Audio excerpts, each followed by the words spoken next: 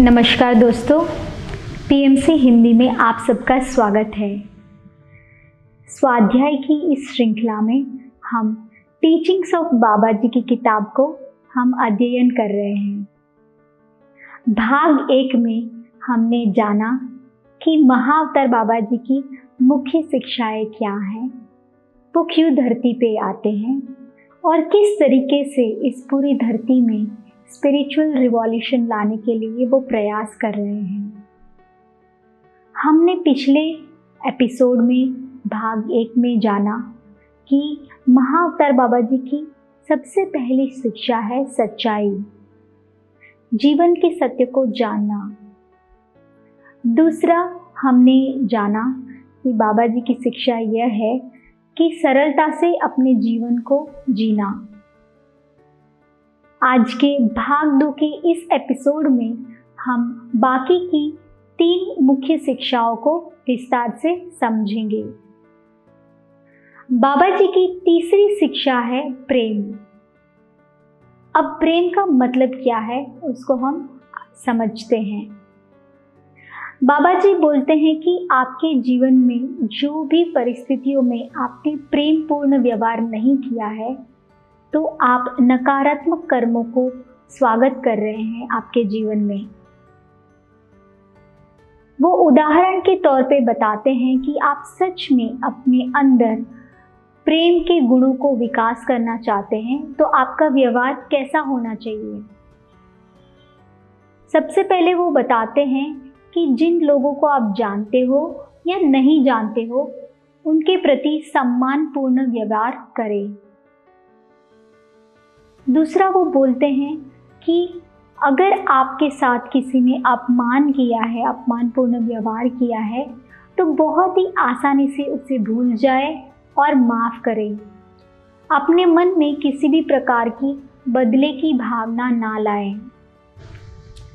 तीसरा वो ये बताते हैं कि हमें किसी भी व्यक्ति के दिल को दुखाने की कोशिश नहीं करनी चाहिए। अगर ऐसा व्यवहार हम रखते हैं तो धीरे धीरे हम अपने अंदर प्रेम का विकास कर सकते हैं।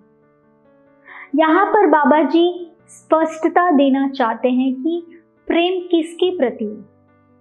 प्रेम सिर्फ लोग या फिर भगवान के प्रति नहीं। प्रेम का मतलब है लोगों के साथ, भगवान के साथ जितने भी प्राणी हैं, पेड़ है, पौधे हैं, सभी के प्रति प्रेम पूर्ण व्यवहार होना चाहिए। बाबा जी बोलते हैं कि अगर आप बिना मतलब के पौधों को या पेड़ों को काटते हो या फिर निर्दयता से निर्दोष पशुओं को काटकर उनके मांस को खाते हो तो आपके अंदर कभी भी प्रेम का विकास नहीं हो सकता। बाबा जी बहुत ही विस्तार से बताते हैं कि कैसे हम एक सच्चे प्रेम को पहचान सकते हैं। बाबा जी सच्चे प्रेम को पहचानने के लिए कुछ बातें बताते हैं। वो बोलते हैं कि अगर आप में सच में सच्चा प्रेम है तो आप हमेशा दूसरों के हित के बारे में सोचोगे, अपना नुकसान करके भी। बच्चों के प्रति बहुत ही प्रेमपूर्ण व्यवहार करोगे।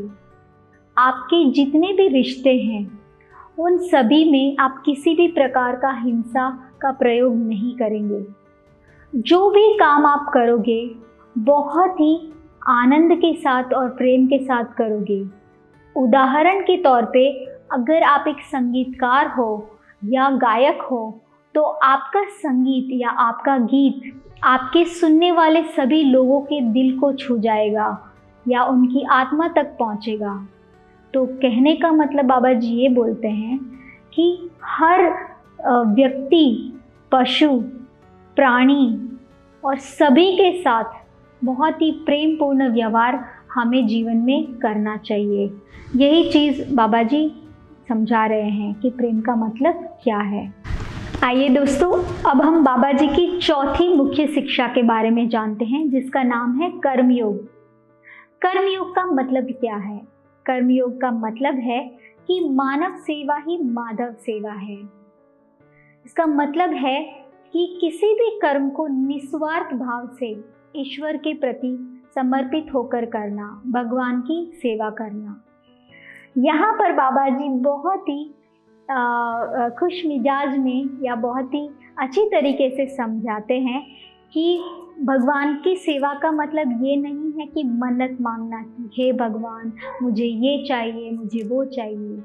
वो ये बोल रहे हैं कि भगवान की सेवा का मतलब है कि अपने आप पर स्वयं के विकास के लिए काम करना और दूसरों के विकास के लिए मदद करना।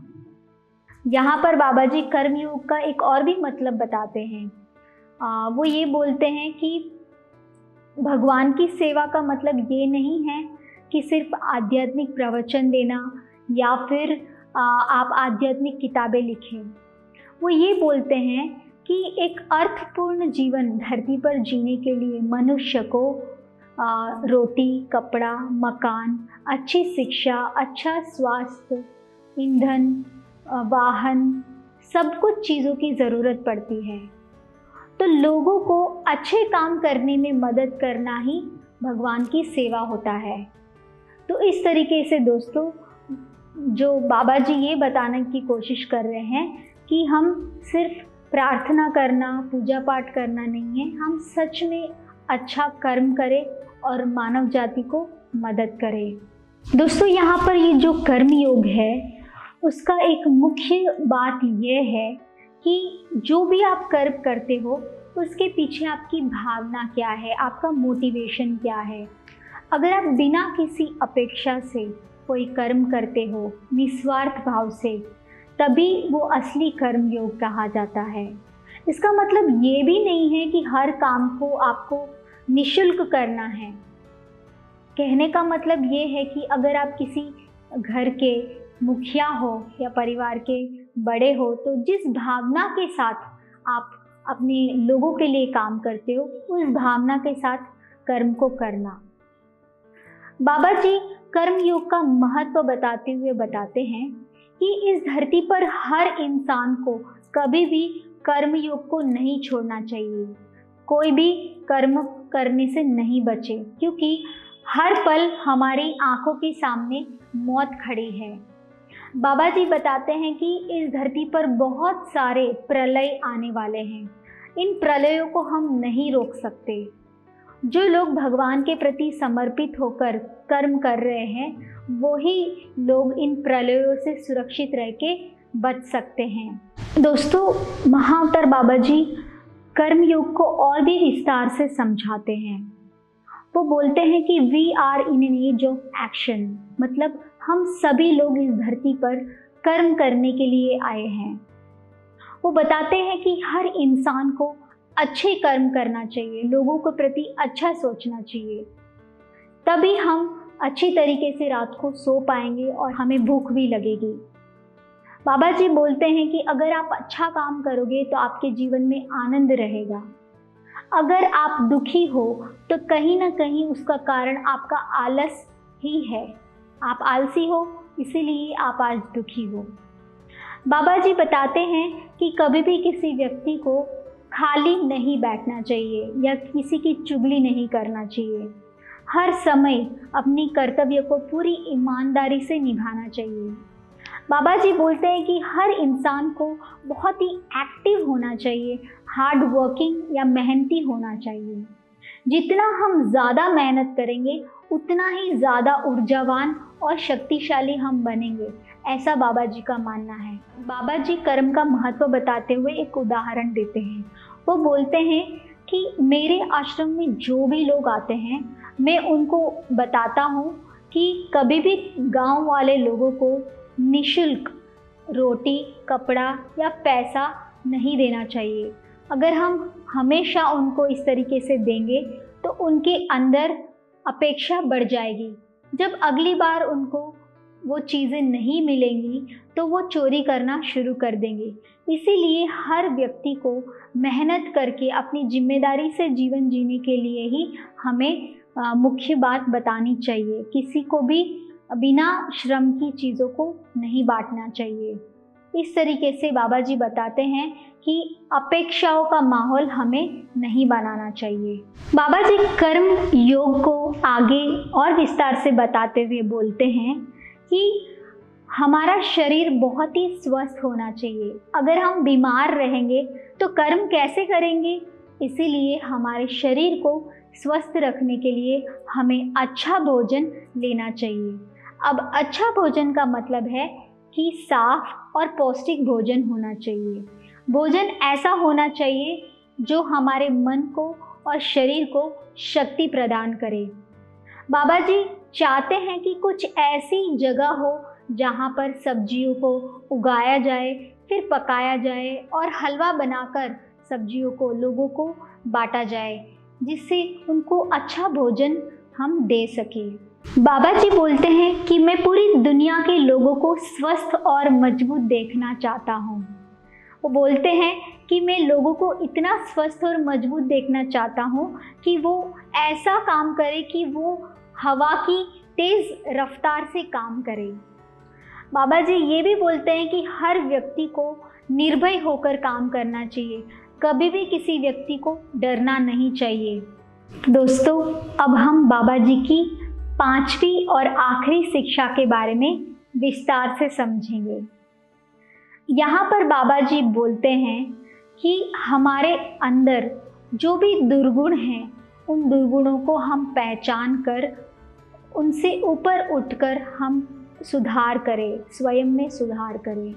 तो जो बाबा जी की 5वीं शिक्षा है, जहाँ पर हर व्यक्ति को अपने अंदर के दुर्गुणों को पहचान कर सुधार करना है, उसको सुधार करने का तरीका क्या है, उस पे बाबा जी बोलते हैं कि इसका पहला तरीका यही है कि हर व्यक्ति को अपने बातचीत में परिवर्तन करना चाहिए।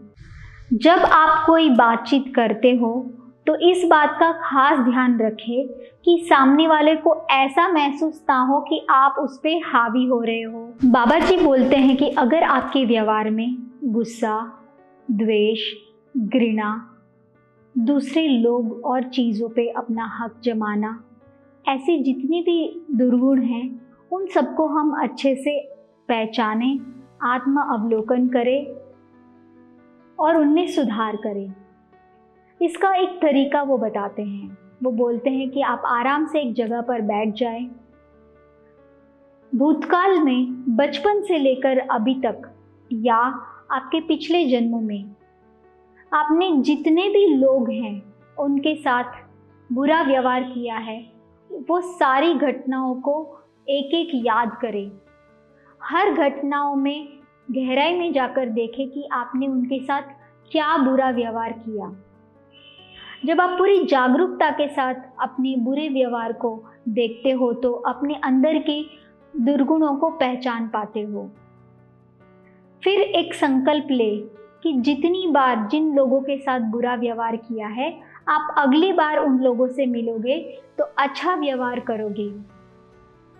अब बाबा जी बोलते हैं कि भविष्य में आप ऐसी कल्पना करें कि आप जब उन लोगों से मिल रहे हो तो आप अच्छा व्यवहार कर रहे हो। इस तरीके से जब आप प्रयास करते हो अपने अंदर के दुर्गुणों को पहचान कर उनमें सुधार करने का जब प्रयास करते हो तो भगवान भी आपको मदद करते हैं। तो दोस्तों, ये रहा हमारा 5वां मुख्य शिक्षा बाबा जी का, कि जहाँ पर हम जान रहे हैं कि हम अपने अंदर स्वयं में सुधार कैसे ला सकते हैं। तो दोस्तों, आज हमने पूर्ण रूप से महाअवतार बाबा जी की 5 शिक्षाओं को जाना। मुझे आशा है कि इन शिक्षाओं को आप आसानी से समझ पाए और आप इनको अपने जीवन में उतार पाएंगे। PMC हिंदी के साथ बने रहे और आध्यात्मिक किताबों का अध्ययन करते रहे। धन्यवाद।